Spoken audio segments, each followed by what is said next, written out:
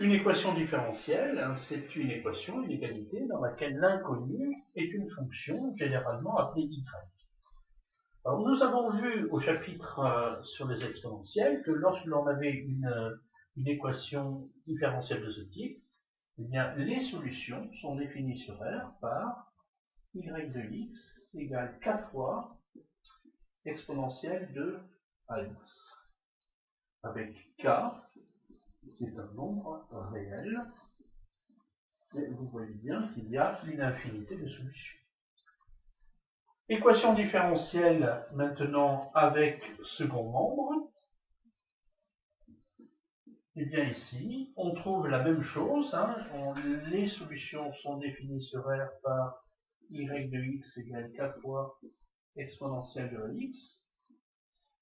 À ceci, on rajoute une solution particulière, à savoir que si je considère la fonction constante qui a x associe moins b sur a, c'est une fonction constante dont sa dérivée est nulle, en sorte que, vous voyez que on a cette relation-là. Donc, elle vérifie effectivement l'équation différentielle.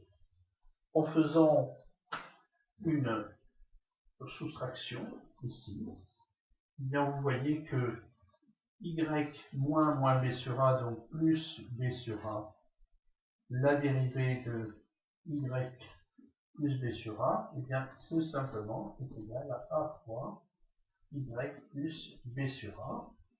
Et on se retrouve ramené au cas précédent, à savoir que non pas y de x égale k fois exponentielle de a, mais y de x plus b sur a égale ceci, d'où y de x égale k fois exponentielle de a de x moins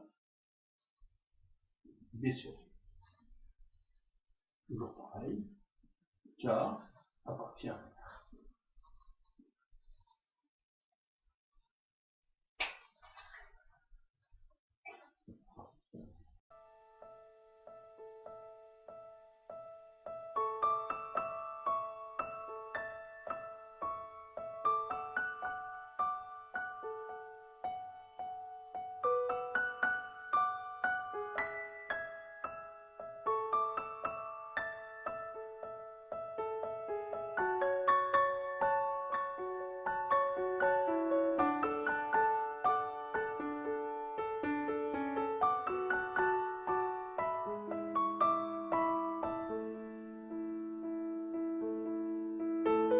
Maintenant, les équations différentielles linéaires avec coefficients constants du second ordre, avec donc la dérivée seconde.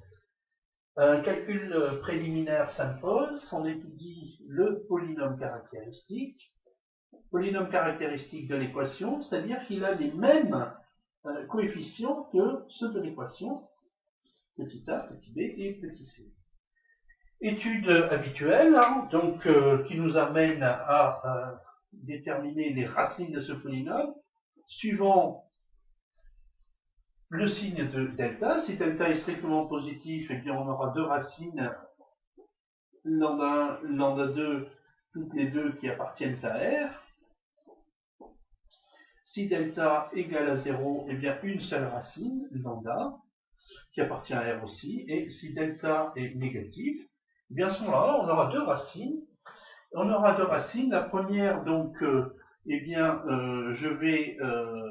ce sera lambda plus i θ, hein, où lambda et θ sont deux réels. Et la deuxième, eh bien, je prendrai lambda moins iθ. Hein, je rappelle que les racines, dans ces cas-là, sont des quantités conjuguées, des complexes conjugués. Bien. Que se passe-t-il comment transforme-t-on cette équation lorsque A est différent de 0? Lorsque A est différent de 0, eh bien, on peut remarquer que lorsque l'on connaît les deux racines lambda 1 et lambda 2, alors ceci on va l'appeler lambda 1, hein, lambda 1 et lambda 2, lorsqu'on connaît les deux racines lambda 1 et lambda 2, bon, qu'elles soient différentes égale, eh bien, on peut écrire ceci sous la forme suivante. A multiplié par, alors, y seconde, moins lambda 1 plus lambda 2 y prime plus lambda 1 multiplié par lambda 2 y. Ceci est égal à 0. Alors vous voyez bien que, puisque a est différent de 0, eh bien on peut simplifier par a et on obtient tout simplement une équation différentielle équivalente comme ceci.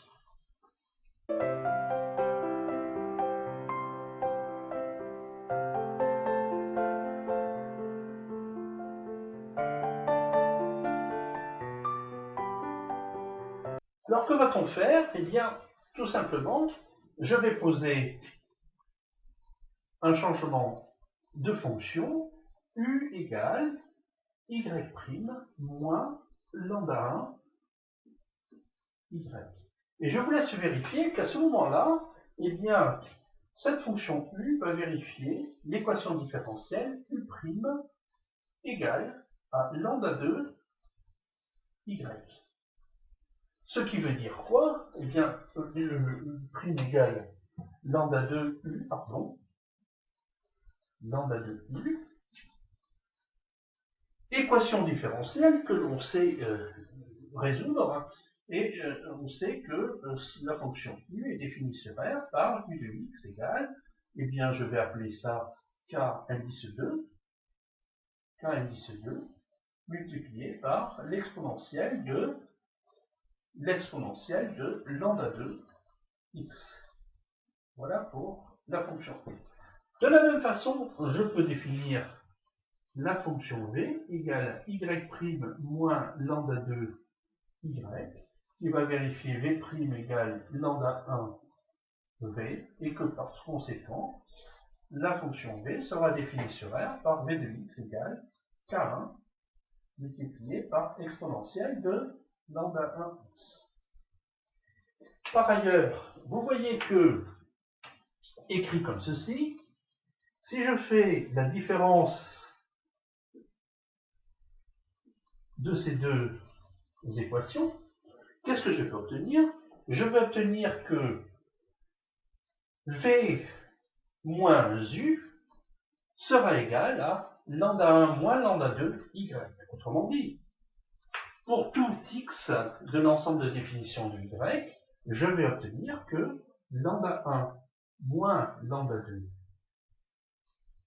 multiplié par y de x, et bien ceci, c'est égal à v de x moins u de x, c'est-à-dire k1 multiplié par exponentielle de lambda 1 x moins k2 multiplié par l'exponentielle de lambda 2 x.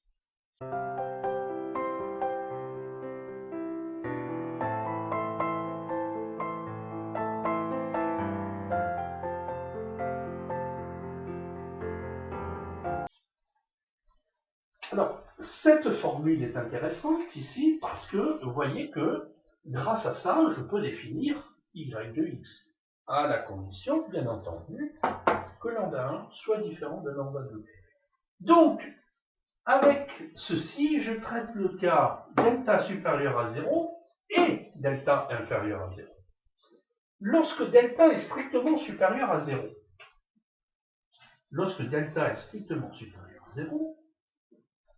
eh bien, les fonctions solutions sont définies sur R par y de x égale k1 sur lambda 1 moins lambda 2, on va l'appeler grand K, 1 multiplié par exponentielle de lambda 1 x, plus k2, bon, le signe disparaît, je considère que c'est une autre variable, exponentielle de lambda 2x, avec k1 et k2 qui appartiennent à l'ensemble R. Lorsque delta est strictement négatif, vous voyez que dans ce cas-là, lambda 1 moins lambda 2, lambda 1 moins lambda 2, finalement, c'est égal à 2 fois iθ. Donc je peux diviser par 2 fois iθ, et je me retrouve avec quelque chose de la forme y de x égale, eh bien, on va dire la même chose, mais la différence près que j'aurai ici des coefficients complexes, et donc je vais me retrouver avec k1 multiplié par exponentielle de, alors, lambda 1x, vous voyez que j'ai lambda plus iθ, donc ça me fait exponentielle de lambda multiplié par l'exponentielle de iθ. Plus k2, exponentielle de lambda multiplié par exponentielle de moins iθ. Alors, je vous rappelle que exponentielle de iθ, ceci c'est égal à cosinus θ plus i sinus θ, alors que l'exponentielle de moins iθ est égale à cosinus θ moins i sinus θ. Bien. Il ne faut pas oublier ici lambda x, θ x, lambda x, θ x, cosinus donc θ x, bien sûr, hein, θ x, x, x. In fine, eh bien, qu'est-ce que je veux obtenir? Je vais obtenir du cosinus de θ x et du sinus de θ x après avoir, bien entendu, mis en facteur ici exponentielle de lambda x, eh bien, facteur de k fois le cosinus de θ x plus k2 fois le sinus de θ x, ou bien entendu k1 et k2 appartiennent à R.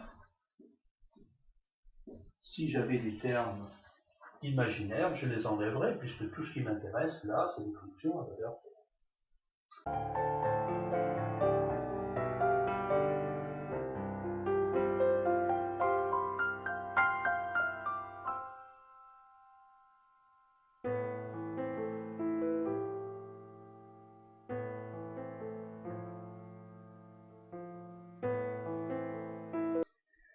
Voyons maintenant le dernier cas, le cas où delta est égal à 0. Et là, effectivement, c'est un cas un peu particulier. Vous voyez que c'est très embêtant, hein, puisqu'ici, je ne peux pas diviser par lambda 1 moins lambda 2. Donc, on va traiter ça à part.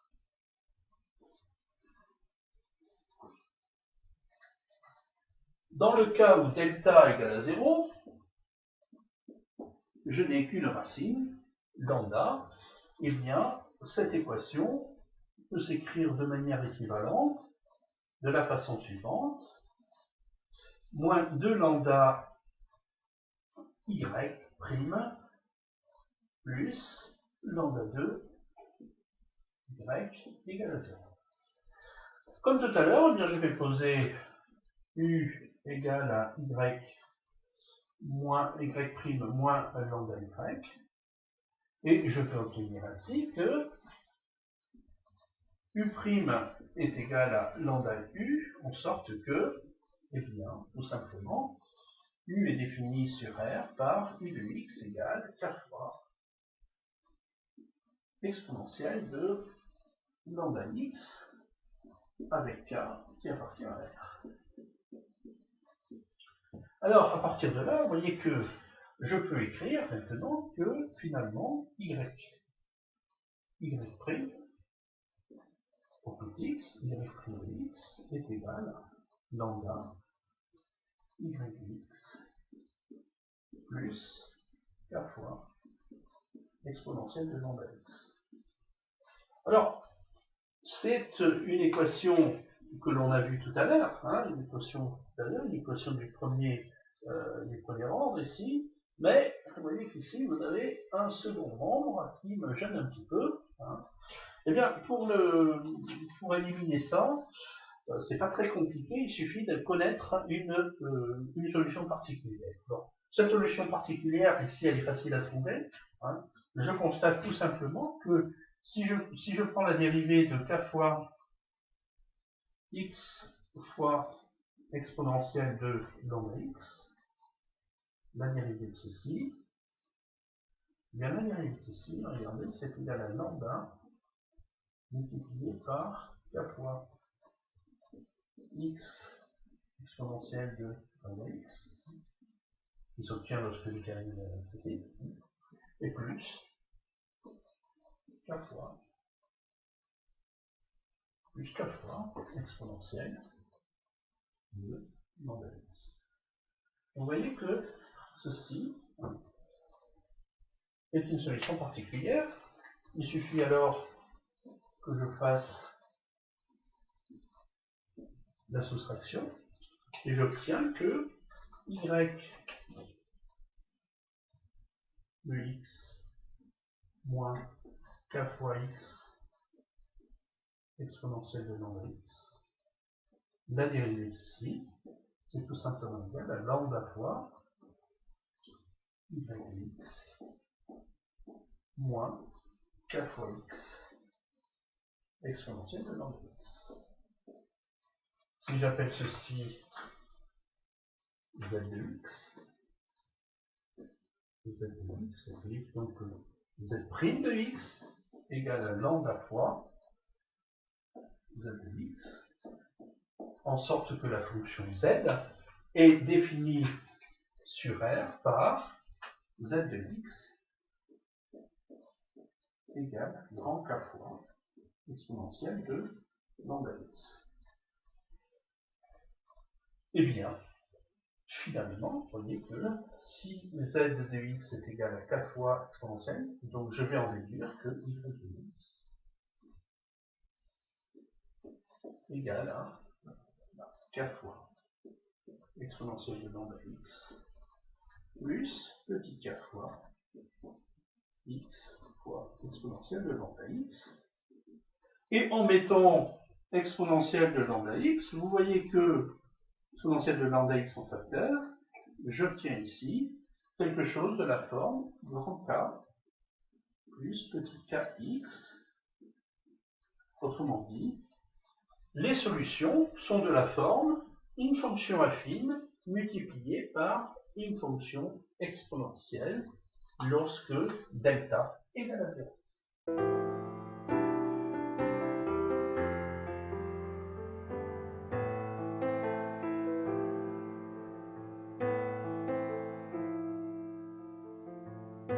Un petit exemple concret, hein, pour finir.